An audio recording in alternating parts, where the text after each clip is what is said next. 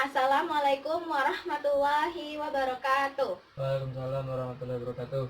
Baiklah, sebelum kita memulai pembelajaran hari ini, ada baiknya kita berdoa terlebih dahulu. Silakan dipimpin doanya. Berdoa, tenang, mulai.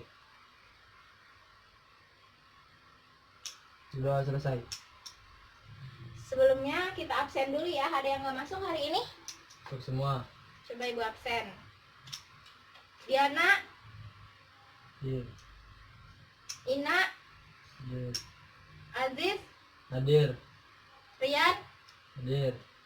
Ya, terima kasih atas kehadirannya. Minggu lalu ada yang masih ingat kita belajar tentang apa? Tentang masih ingat kimia nggak? sel. Ya, tentang komponen kimia sel. Sekarang kita masuk ke subbab baru, yaitu struktur sel dan fungsinya. Nah, sel apa saja? Ada sel tumbuhan dan sel hewan. Tapi sebelumnya ibu mau nanya dulu coba. Kira-kira bentuk sel tumbuhan dan sel hewan itu sama atau tidak ya? Sama atau tidak? Beda. Beda. Ada yang bilang sama? Sama katanya. Terus satu lagi. Kira-kira kenapa sih tumbuhan itu lebih kaku daripada tubuh hewan? Strukturnya ada yang tahu? Enggak. Nah, jadi untuk menjawab pertanyaan-pertanyaan itu, kita bisa belajar di dalam pembahasan struktur dan fungsi sel tumbuhan dan sel hewan.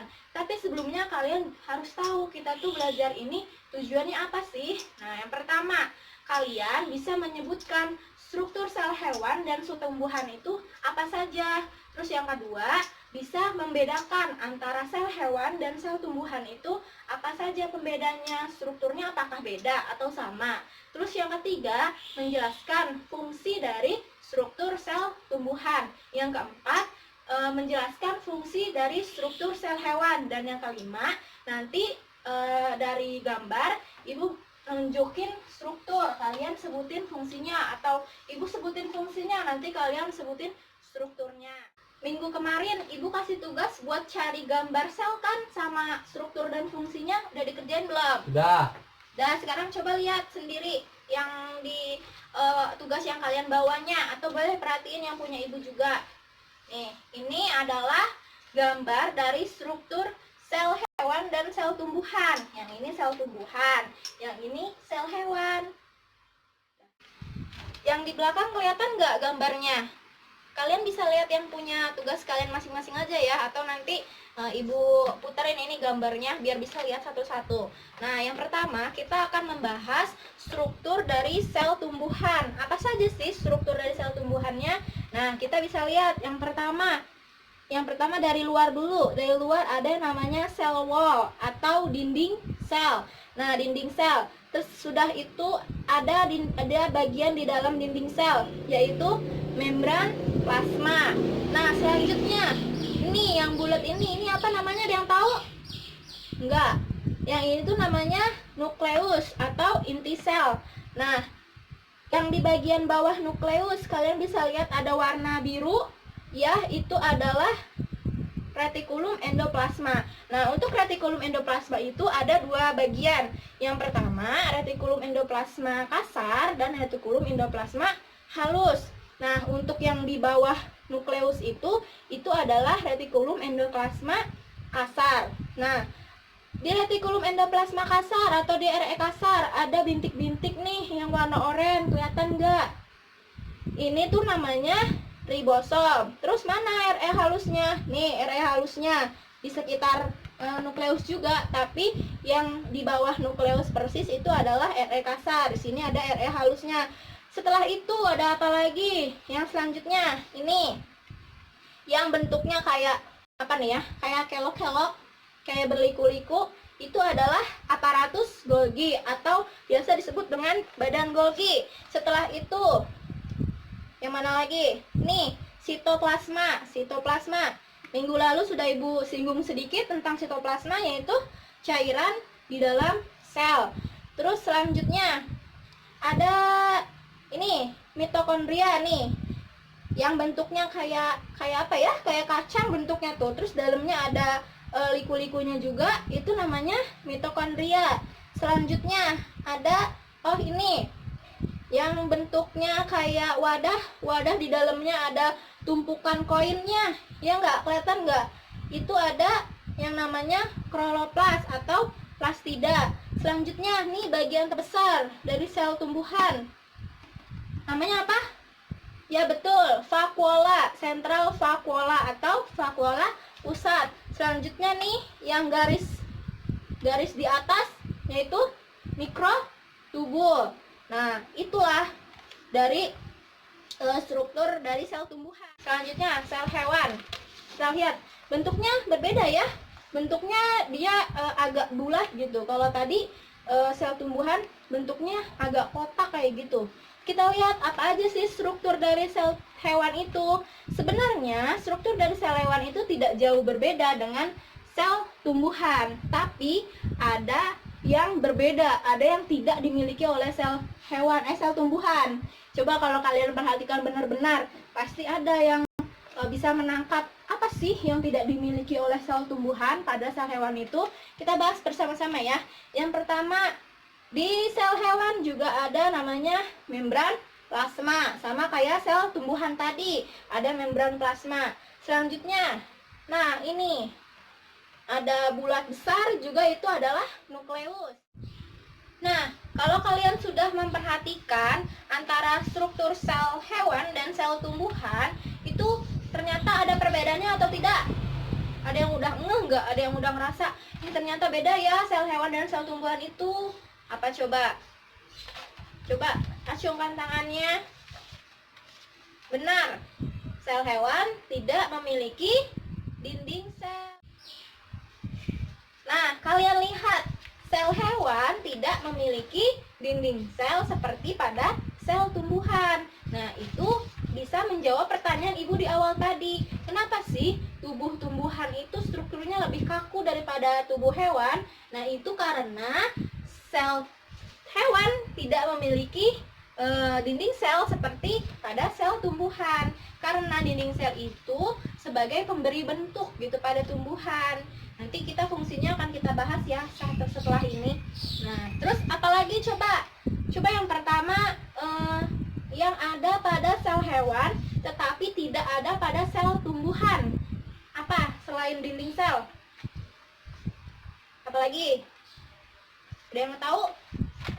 Nih, adanya sentriol. Pada sel tumbuhan tidak ada sentriol. Bagus. Yang selanjutnya adanya lisosom. Benar, adanya lisosom. Pada sel tumbuhan itu tidak mempunyai lisosom. Selain itu, ada lagi nggak yang peroksisom? Kalau sel tumbuhan juga punya peroksisom. Terus apalagi? Sentriol, lisosom, sitosol.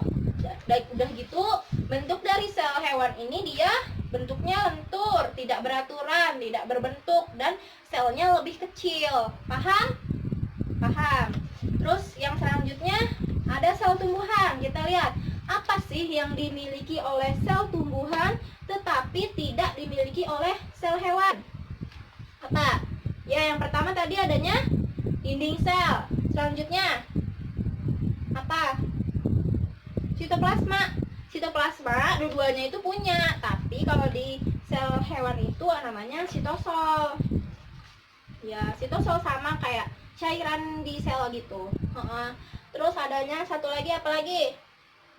Kloroplas. Bagus, karena kloroplas itu buat membawa pigmen hijau pada tumbuhan. Di sel hewan tidak ada ya kloroplas.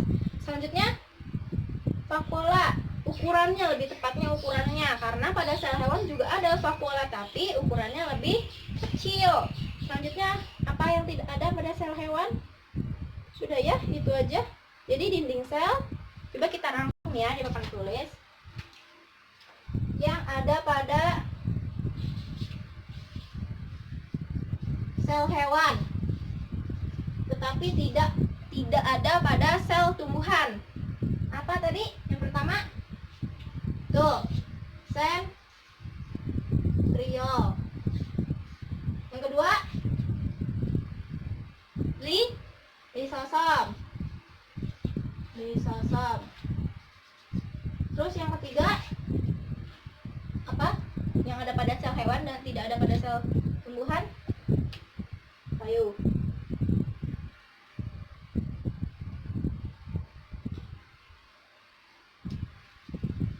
Vakuolanya kecil. Terus sel hewan tidak.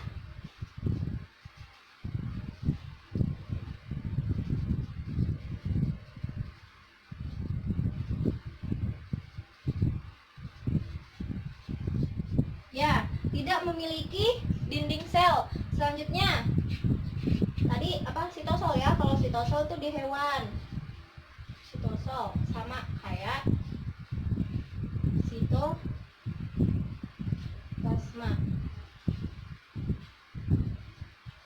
Nah, oh ya, terus satu lagi ukurannya, ukuran sel hewan kecil, lebih kecil daripada sel tumbuhan. Selanjutnya sel tumbuhan. Apa saja tadi yang dimiliki oleh sel tumbuhan tetapi tidak dimiliki oleh sel hewan? Ya nggak adanya sentriol. Terus si sel hewan tidak memiliki kloroplas.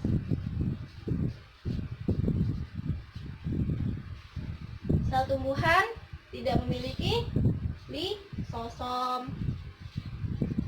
Terus vakuolanya besar. Lalu adanya dinding sel. Dinding sel ada. Terus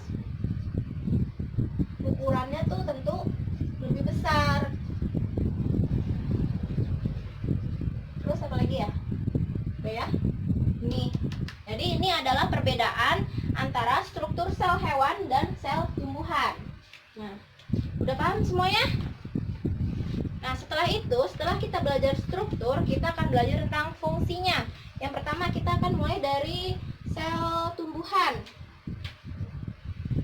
Tadi dari pertama, dari luar, yaitu dinding sel. Dinding sel pada sel tumbuhan itu berfungsi sebagai pelindung sel, pemberi bentuk pada sel, pembatas sel satu dengan sel lainnya. Nah, makanya ada bentuknya tuh kaku kalau pada sel tumbuhan karena adanya dinding sel. Lalu yang kedua, membran plasma. Nah, membran plasma itu pada sel tumbuhan berfungsi sebagai transport zat. Tuh lalu lintas transport zat dari sel satu ke sel lainnya, dari luar sel ke dalam sel, begitu sebaliknya. Selanjutnya, nukleus tadi atau inti sel berfungsi sebagai pengendali sel, pengendali kegiatan sel. Jadi seluruh kegiatan sel itu dikendalikan oleh yang namanya nukleus, baik itu pembelahan, terus pertumbuhan, itu ya. Jadi dikendalikan oleh inti sel. Selanjutnya ada RE. Nah, sebelumnya ribosom itu adalah untuk tempat sintesis protein. Nah, karena si ribosom menempel pada RE kasar, maka juga berfungsi sebagai sintesis protein. Sedangkan untuk RE halus, fungsinya itu untuk sintesis lemak. Ingat-ingat ya, beda. Kalau R kasar buat sintesis protein, kalau RE halus buat sintesis lemak. Itu jelas fungsinya berbeda. Selanjutnya ada apa lagi? Oh ini, Golgi apparatus atau badan Golgi itu berfungsi untuk mengangkut zat kimia atau hasil sintesis dari retikulum endoplasma, baik itu protein maupun lemak, ke dalam dan keluar sel. Jadi dia nih yang berfungsi mengangkut, menyebarkan hasil-hasil dari sintesis yang dilakukan oleh si RE. Nah, selanjutnya ada sitoplasma. Sitoplasma itu cairan sel ya, tadi cairan sel, sama kayak sitosol pada sel hewan. Selanjutnya apalagi? Mitokondria yang bentuknya kayak kacang tadi, berfungsi sebagai pembentukan ATP dan menghasilkan sumber energi. Karena apa coba? Ada yang tahu nggak? Sebenarnya belum belajar, tapi siapa tahu ada yang tahu gitu. Belum ya? Jadi si mitokondria ini sebagian proses fotosintesis berjalan di mitokondria. Jadi makanya fotosintesis itu kan buat menghasilkan makanan pada sel tumbuhan kan. Nah, makanan itu digunakan sebagai sumber energi. Tuh. Selanjutnya, kloroplas atau plastida. Tadi yang membawa pigmen hijau. Tempat terjadinya fotosintesis juga. Dia ada pigmen, membawa pigmen hijau, bukan hanya hijau, ada pigmen merah kadang pada tumbuhan ya. Ada warna merah, terus ada kuning, ada orange. Selanjutnya ada vakuola. Nah, yang besar itu vakuola. Buat apa? Ada yang tahu? Ya, vakuola itu untuk pencernaan intraseluler. Jadi pencernaan intraseluler dalam sel tumbuhan itu diatur oleh vakuola. Selanjutnya apalagi? Mikrotubul. Kalau mikrotubul itu sebagai transport intraseluler. Jadi transport intraseluler itu dia yang mengatur si mikrotubul. Nah, sekarang untuk sel hewan, kita lihat fungsinya. Nah, kita lihat yang tidak dipunyai oleh sel tumbuhan dulu ya. Yang pertama tadi apa? Nih, lisosom dulu. Yaitu untuk tempat sama kayak vakuola pada sel tumbuhan. Untuk apa? Ya, pencernaan intraseluler. Terus ada sentriol untuk pembelahan sel. Silia, flagel sama silia itu alat gerak pada sel hewan. Terkadang dia ada alat gerak flagel atau silia gitu ya. Nah, terus lalu apa lagi? Sitoskeleton. Ini apa? Kerangka sel. Ada mikrotubul. Kalau mikrotubul di sel hewan untuk memberi bentuk pada sel. Kalau pada sel tumbuhan tadi untuk transport interseluler ya. Terus selanjutnya apa lagi? Lisosom. Lisosom itu gunanya udah ya tadi ya. Terus ribosom. Ribosom sama sintesis protein, RE kasar juga, RE halus sintesis lemak, inti mengendalikan kegiatan sel. Terus peroksisom. Peroksisom di sel hewan itu berfungsi sebagai apa? Ya, memecah lemak menjadi gula atau karbohidrat. Selain itu juga menguraikan hidrogen peroksida atau hasil metabolisme yang berbahaya, yang beracun di dalam sel hewan. Jadi diuraikan oleh si peroksisom. Nah, apalagi? Membran plasma sama untuk transport elektron, transport zat. Itu terus juga memberi bentuk nggak memberi bentuk sih, melindungi sel hewan. Terus apa lagi? Badan Golgi tadi. Kalau badan Golgi itu buat di sel hewan itu buat menghasilkan lisosom, menghasilkan vesikula untuk ekresi, itu digunanya di sel hewan. Nah, udah Ibu jelasin semua, udah Ibu sebutin tadi struktur sel tumbuhan, struktur sel hewan, udah sama-sama kita bahas juga fungsinya, perbedaannya antara sel tumbuhan dan sel hewan. Sekarang Ibu mau tanya, ada yang mau tanya dulu nggak sebelumnya? Siapa tahu ada yang kurang paham atau mau menanya materi gitu. Ada yang mau nanya? Kalau sitoskeleton ada di tumbuhan nggak? Sitoskeleton. Nah, sitoskeleton nih apa dia? Sitoskeleton kan dimiliki oleh sel hewan sebagai kerangka sel, memberi bentuk pada sel hewan bentuk. Nah, ini tuh tidak ada sitoskeleton pada sel tumbuhan. Sitoskeleton. Karena yang memberi bentuk pada sel tumbuhan tadi apa? Adanya dinding sel, benar. Nah, sekarang Ibu mau kalian membuat resume penjelasan terhadap apa yang Ibu jelaskan tadi. Jadi yang udah Ibu jelasin tadi kalian coba buat ringkasannya, ringkasan sederhana aja, yang singkat. Tapi coba kerjakan sendiri. Ibu mau uji nih, sejauh mana sih kalian udah nangkep materi yang tadi barusan Ibu jelasin. Kalian buat resume yang singkat aja. Hanya udah 3 menit. Udah pada selesai kan resumenya? Udah? Udah. Sekarang buka lagi bukunya. Yang bagian struktur sel hewan dan sel tumbuhan. Fungsinya kira-kira sama nggak sama yang kalian tulis tadi? Coba kalian periksa dulu, coba 1 menit. Periksa. Sama nggak? Sama. Udah sama? Sama. Bagus, berarti kalian nangkapnya bagus. Udah baca buku, udah. Mau 1 orang ngebacain hasil resumnya secara singkat saja. Siapapun, ayo angkat tangan, dapat nilai tambah deh, dapat poin tambah. Siapa yang mau? Nah, silakan. Satu nukleus, tempat utama sel untuk mengkoordinasi proses metabolisme seperti pembelahan sel. 2. Kloroplas. Terima kasih ya, hasil resumnya udah bagus, sudah mencakup yang Ibu jelasin tadi, tapi perbedaannya belum ada, perbedaan antara struktur sel hewan dan sel tumbuhan. Mungkin nanti ditambahin aja ya di resume masing-masing, kalau yang belum, kalau yang sudah ada ya bagus. Terus selanjutnya kita sudah di penghujung pembelajaran nih. Ibu mau satu orang menyimpulkan apa sih yang didapatkan dari pembelajaran kali ini. Hari ini silakan angkat tangan. Ya, silakan Siska. Untuk minggu depan kita akan belajar tentang transport zat, difusi, osmosis kayak gitu. Tapi sebelumnya Ibu punya soal, kalian isi dulu ya. Untuk bahan evaluasi nih, kira-kira kalian tuh udah paham atau belum? Nih kalian isi. Silakan diisi dulu ya. Ya, terima kasih. Untuk minggu depan jangan lupa dipelajari yang Ibu bilang tadi, transport zat, difusi, osmosis. Terus kalian isi uji kompetensi yang ada di bagian belakang bab tentang sel ya, di halaman berapa ya, halaman 10 kalau nggak salah. Kalian isi itu di bawah minggu depan, jangan lupa dibaca tentang transport zat. Baiklah, untuk pertemuan kali ini Ibu cukupkan sampai di sini. Silakan dipimpin dulu doa setelah belajarnya. Bersyukur, dimulai.